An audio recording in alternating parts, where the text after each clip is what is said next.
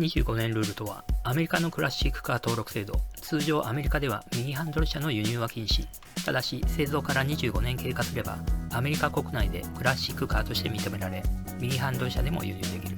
関税や排ガス規制も対象外。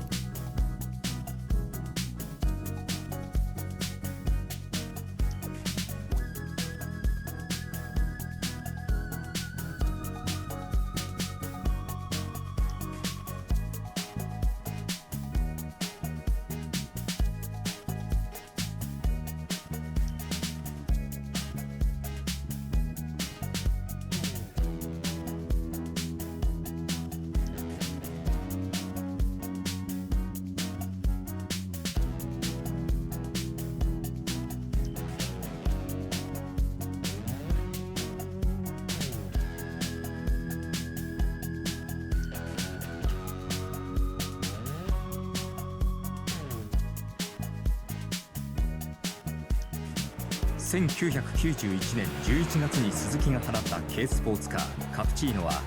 ホンダビート、マツダのオートザム AZ1 などと並び本格的ツーシーター系ブームを作った車だ。